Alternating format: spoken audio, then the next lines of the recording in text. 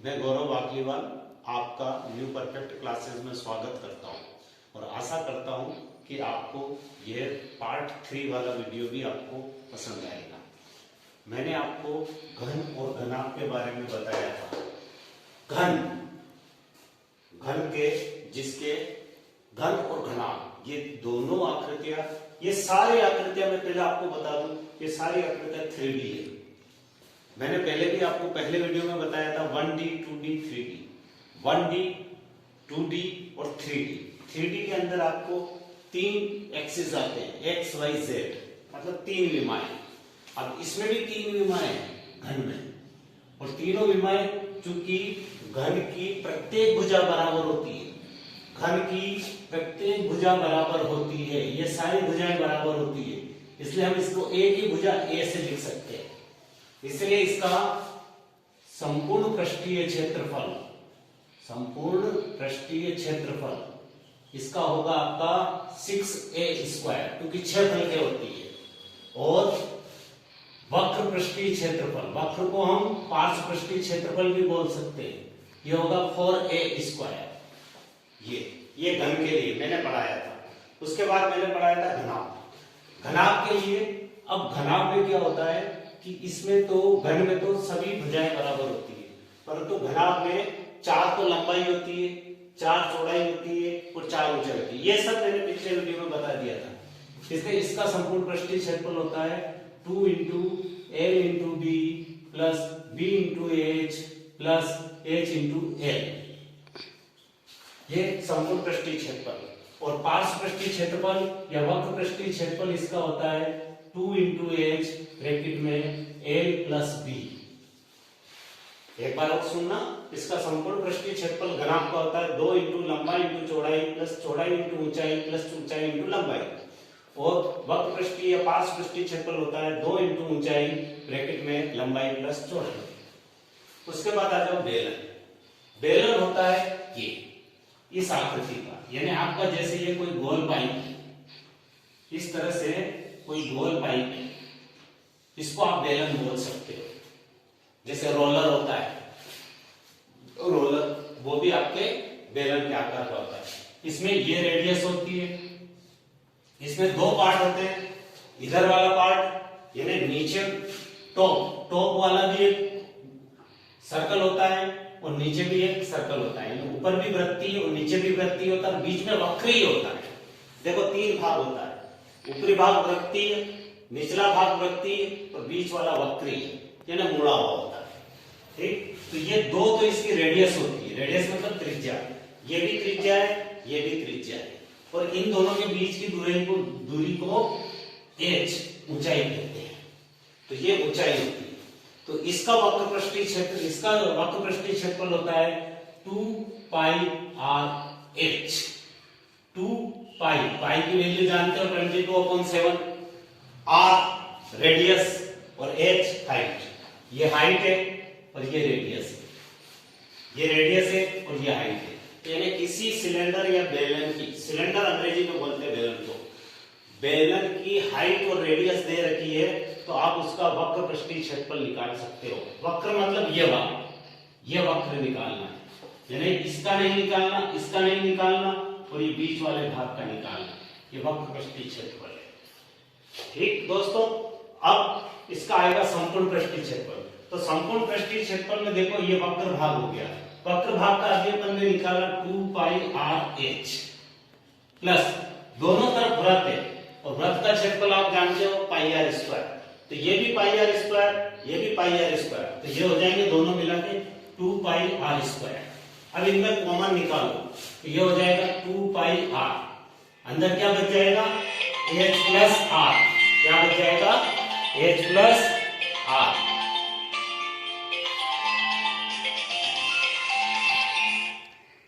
h plus r हो जाएगा।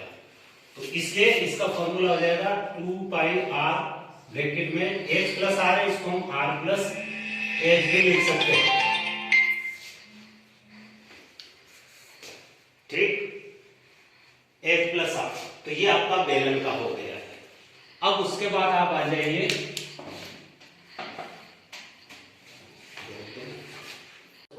ये अभी आपको बेलन का मैंने बताया। बेलन के बाद आएगा चौथे नंबर पे शंकु। शंकु की आकृति इस तरह से होती है, जैसे जोकर की टोपी होती है या आइसक्रीम का कोन होता है, इस तरह से ये आपके शंकु होता है।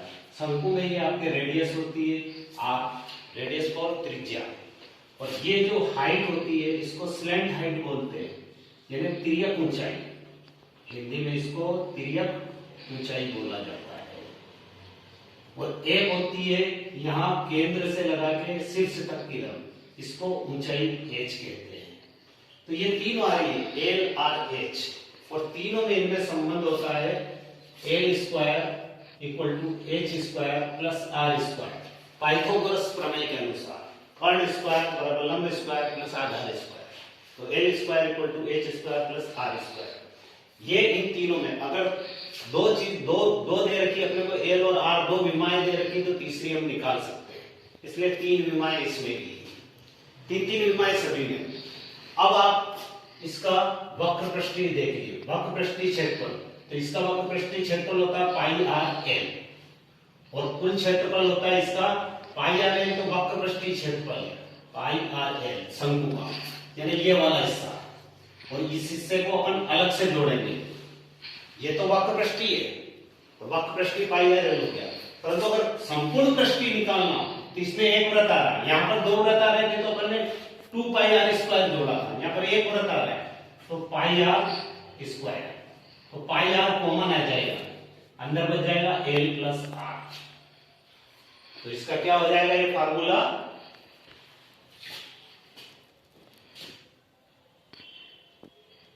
पाई आर और ब्रैकेट में आर प्लस एल। तो ये आपका आ गया शंकु का।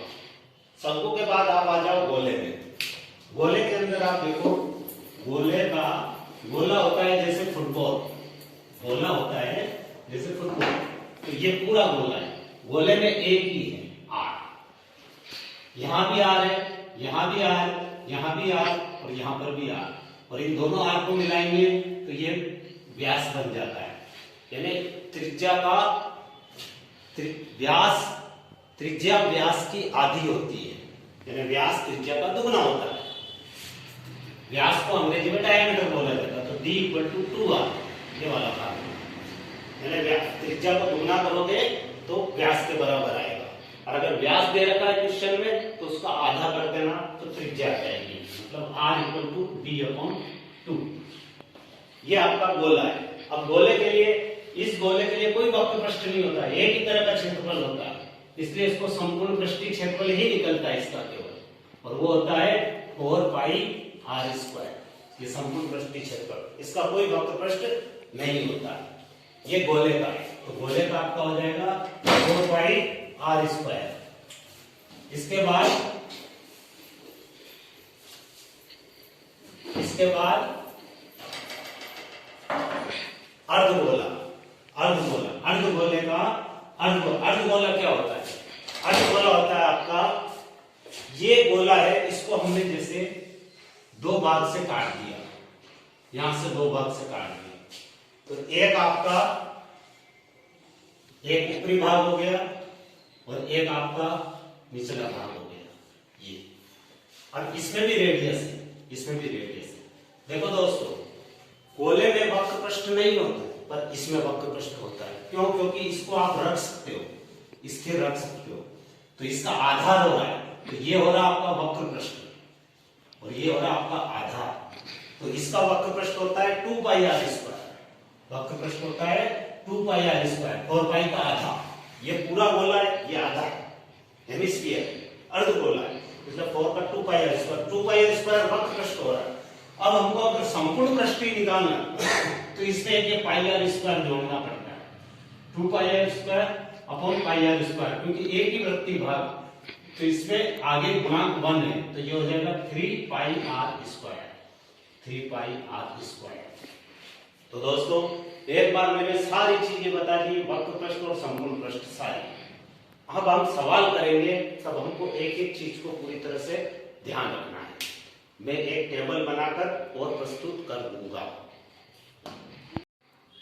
यस, हाँ दोस्तों, ये देखो पूरी टेबल बना रखी है, इसमें 6 ही आकृतियां हैं, घन, घनाभ, बेलन, शंकु, गोला, अर्धगोला।